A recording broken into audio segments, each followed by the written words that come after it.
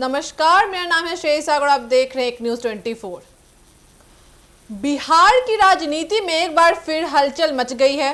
पूर्व मुख्यमंत्री और राजद नेता राबड़ी देवी ने विधानसभा में बड़ा बयान दिया है। उन्होंने कहा है कि उनके बेटे और विपक्ष के नेता तेजस्वी यादव की जान को गंभीर खतरा है। उनका दावा है कि तेजस्वी पर अब तक 4 बार जानलेवा हमले हो चुके हैं। यह बयान उस वक्त आया जब बिहार विधानमंडल का मानसून सत्र चल रहा है और सदन में विपक्ष लगातार मतदाता सूची संशोधन, बेरोजगारी, महंगाई और कानूनी व्यवस्था जैसे मुद्दों को लेकर सरकार को घेर रहा है। राबड़ी देवी ने विधानसभा के बाहर मीडिया से बात करते हुए कहा, तेजस्वी यादव पर 4 बार जानलेवा हमला हो चुका है, लेकिन सरकार ने अब तक कोई ठोस कार्रवाई नहीं की। क्या सरकार किसी अनहोनी का इंतजार कर रही है? जब विपक्ष के नेता सुरक्षित नहीं है तो आम जनता कैसे महफूज रह सकती है? राबड़ी देवी का यह बयान तब आया जब हाल ही में विधानसभा परिसर में कुछ असामान्य घटनाएं सामने आई, जिसमें कहा जा रहा है कि तेजस्वी यादव को निशाना बनाया गया। हालांकि इन घटनाओं की अभी तक किसी एजेंसी ने पुष्टि नहीं की है। सत्ता पक्ष की ओर से तत्काल प्रतिक्रिया आई है। संसदीय कार्य मंत्री विजय कुमार चौधरी ने सदन में कहा कि अगर राबड़ी देवी को इस बात की जानकारी है तो वे लिखित में यह बात सरकार को दें। सरकार सुरक्षा को लेकर लापरवाही नहीं बरत सकती, लेकिन गंभीर आरोपों की जांच तथ्यों के आधार पर हो सकती है।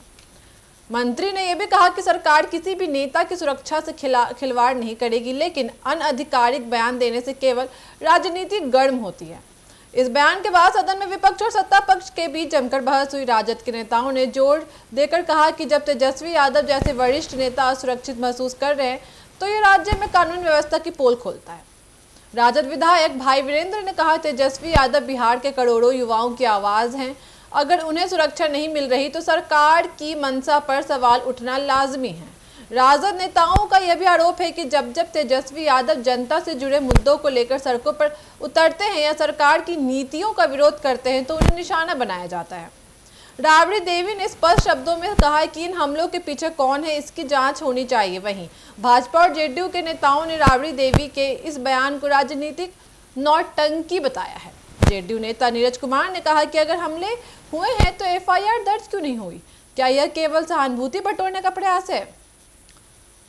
राजनीतिक विशेषज्ञों का मानना है कि राबड़ी देवी का यह बयान आगामी विधानसभा उपचुनावों और 2025 की तैयारियों के मद्देनजर किया गया है। एक रणनीतिक हमला भी हो सकता है।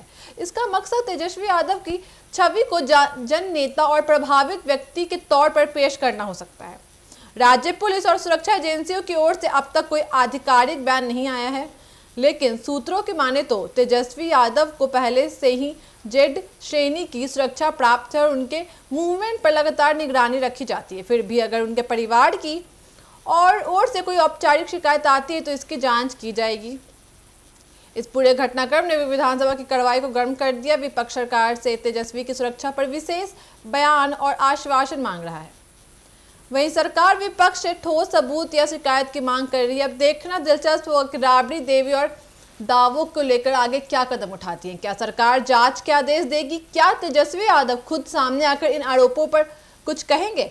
फिलहाल बिहार की राजनीति में यह बयान एक नया तूफान लेकर आया है और अगले कुछ दिनों में इस पर और घमासान मचने के आसार नजर आ रहे हैं। ऐसी खबरों के लिए बने रहिए एक न्यूज 24 के साथ। धन्यवाद।